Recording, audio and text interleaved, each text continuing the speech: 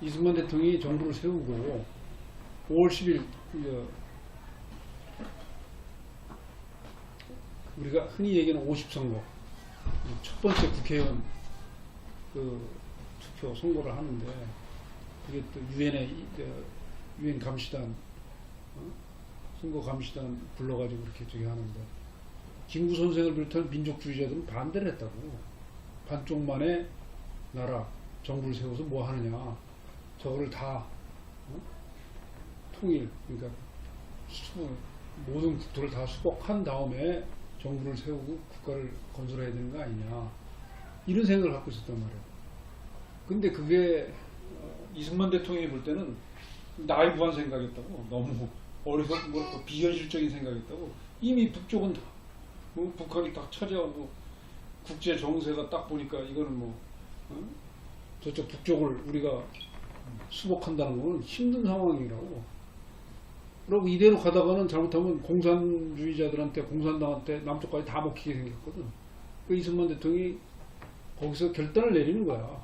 반쪽만이라도 빨리 국가를 건설하자. 근데 그 국가를 건설하는 것이 바로 이 중요해요. 민주공화국으로 해야 된다. 공화국으로 해야 된다. 그건 무슨 얘기냐면 북쪽은 공산당 정권이 들어설 거는 지금 예상이 되니까 저쪽을 우리가 인정을 할 수가 없다. 공화국. 그리고 그때 당시에 조선 왕조를 부활하자고 하는 의견도 있었어요. 근데 이승만 대통령은 사실은 전준희 씨로서 왕족이란 말이야. 그런데도 이 양반은 그 왕조를 부활하는 거는 시대에 맞지 않는다. 그래서 공화국을 설립해야 된다. 그런 신념을 가지고 빨리 국가를 건설해야 되겠다. 그래서 착수한 게 바로 50선거고, 그 다음에 헌법 제정이고, 이게 이제 소위 민주주의를 만드는, 민주국가를 만드는 절차를 감행했던 거예요. 근데 그때까지도 김구 선생을 비롯한 그 민족주의자들은 반쪽만의 나라, 이거 용인할 수가 없다. 전체를 우리가 다 수복한 다음에, 그래서 김구 선생이 담판한다고 평양을 간 거 아니에요. 김규식 선생하고 다 같이 간 거예요. 그래서 김일성이한테 문전박대 당하고 김일성이한테 놀림만 당한 거야. 그러고 와가지고는 실망하고 있었지. 그러니까 이승만 대통령이 그때 당시에 세상 돌아가는 걸, 국제정세 돌아가는 걸 정확하게 알으셨던 거예요. 그래서 빨리 국가를 건설하고, 그 다음에 이제 저쪽 미수복된 북쪽을 수복해가지고 전부 편입시키자, 이런 생각을 했던 거예요. 그러니까 미리 이제 먼저 선포를 해가지고 선제권을 한반도에서 물론 이제 그런 의미도 있죠. 선제권이 있고. 근데 중요한 거는 거기에서 이분이 딱 볼 때 그렇게 반대하는 세력도 있고, 네? 저쪽 반쪽은 저쪽 위는, 왜냐하면 그때 해방정국이라고 하는 건 지금 생각하는 것보다 훨씬 더 복잡하고 어지럽고 혼란스럽고 그랬다고요. 45년부터 48년간. 그래서 빨리 국가를 건설해서 이 남쪽을 정리를 해서 빨리 국가를 건설해서 나중에 북쪽을 전부 수복해서 온전한 국가를 설립해야 되겠다. 그 의지가 어디서 나타났냐면 재헌 국회를 열을 때 북쪽의 국회의석을 만들어 놨었어요. 국회의사당 안에다가 북쪽의 그 국회의원 그 의석을 만들어 놨었다고. 그 얘기가 뭐예요? 이건 한반도를 전부 한 나라로 보고 한 거 아니에요. 그러고 헌법 제3조는 재헌회 때부터 지금까지 바뀌지 않았어요. 대한민국 영토는 한반도와 그 부속 순한다. 이게 무지하게 중요한 거예요.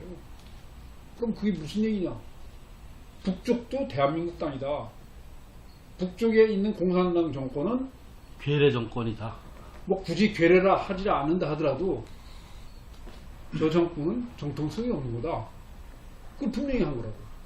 그런데 그때 그렇게 해놓고 이승만 대통령은 뭐를 생각하셨냐면은, 그렇게 반대하는 저기도 있고 또 반쪽은 저쪽은 북쪽은 또 공산당 정권이 들어서고 막 그러니까 혹시라도 국가 건설을 혹시라도 훼손될까봐 광복절날 정부 수립을 선포해버린 거예요. 그럼 광복절은 계속 갈 거 아니야.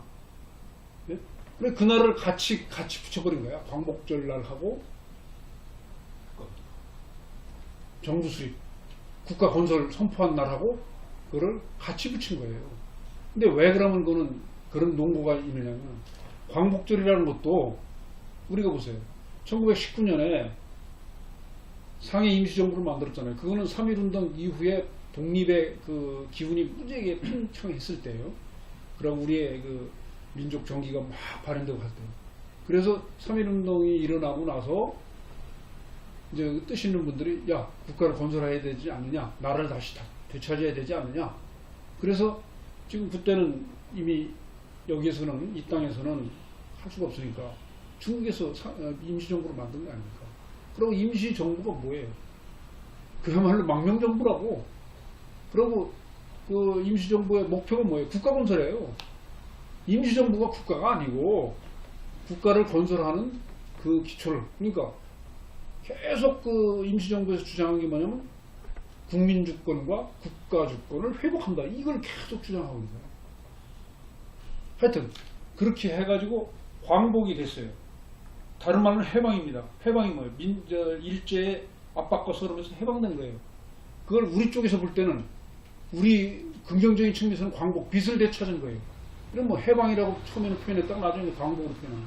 그런데 그 일련의 망명정부를 수립하고 또 해방하고 광복하고 이것이 과정이라고 결국은 국가가 건설돼야지 열매를 맺는 거란 말이에요.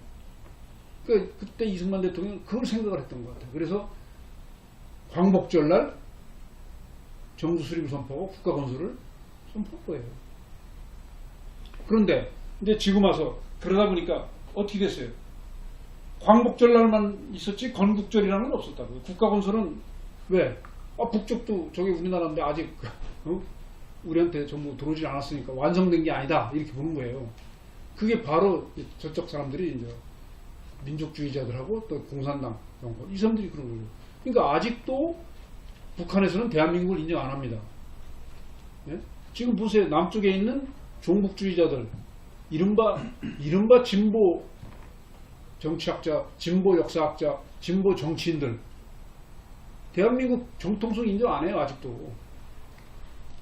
심지어는 태극기에 경례도 안 합니다. 애국가도 안 불러요. 그 왜 그러겠어요? 건국이 안 됐다. 건국이 안 됐다고 주장하는 거예요. 아직도.